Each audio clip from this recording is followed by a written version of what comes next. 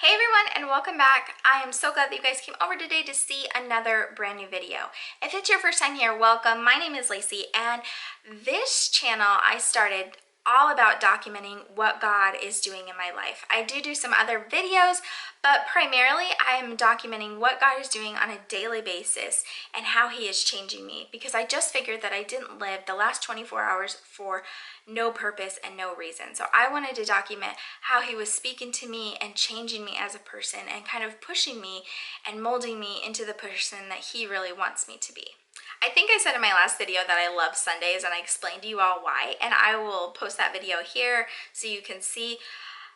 But today was such a good day that I felt like I had to film two different messages for you guys, because there were just these two things that stuck out to me. And so that's why I'm wearing the same dress and all that, because this was just so important. I really was like, it doesn't matter that it's two things on the same day. I just really wanted to put it out there. And it was just this concept that I'd never thought of before. If you haven't already, go ahead and hit that subscribe button and those bell notifications so you know every time I upload a new video. Okay guys, so I'm in church. Worship's amazing. Oh my gosh, awesome. Been crying during worship. I don't know, do you guys do that? I don't know. Is that weird? Sometimes the words just hit my soul. It's just amazing. And so worship was awesome. We sit down to hear the sermon, and if I haven't told you guys already, I'm a sermon junkie. I love a good sermon.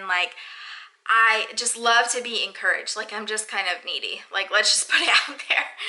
And so we're going through, and the pastor was talking, and he had this sermon, and he was talking about a particular topic, and he was talking about kind of not being alone, and he had some other topics that he was talking about. It was a really good sermon, but he put in this little nugget, and I thought it was so important that I felt like I had to document it. I had to tell you guys how it just hit my heart. He said, talking about kind of the world problems, right? The things that are going on in the world, injustice and all these issues, and oh my goodness, political things, and there's stuff going on. The world just seems like there's in turmoil. And I know that everybody's feeling this way. Everybody's feeling oh my gosh, I can't wait for 2020 to end. I totally understood that. He started talking, and I was like, I'm with you. I get that. The cool thing was, he was like, y'all, people keep saying, I can't wait for 2020 to end. He's like, I'm good. Let's go. This is what I'm built for. And I was like, wait, what? Honestly, I was like, hold on. Say that again? This has been terrible. What are you talking about? And he was talking about that there's all this stuff going on in the world. And when you think about it, this is perfect opportunities. This is amazing time to highlight the good news. You can't get any better than this. You can't look at the world and not think that this is the best time in the world to show Jesus, because oh my gosh, it is. And if you do not have the hope in your heart, you're just floundering right now. I'm sure we all know people that are like that. They're just hooked on the news cycle, just floundering in life because they have no hope for the future. And I see so much revival coming down the pike, so much change in the world. And whether that change is judicial, political, it doesn't matter, because there's gonna be ultimate God change in the world. There's gonna be revival in the world. If we band together and start praying and start opening our eyes and thinking a little bit differently, how can I share Jesus with this person that doesn't know him or doesn't think he's real? It's this is what the church is built for. This kind of crazy, chaotic world, this is what the church is there for. This is what it's built for. We're supposed to go out there and get our hands dirty. We're supposed to go out there and be shaking it up and telling people about Jesus and showing by good example and having people look and be like, wow, they're really happy and all this craziness is going on. What are you doing? Oh, hold on. Let me tell you, I have Jesus living inside of me. I have the power that raised Lazarus from the grave inside of me.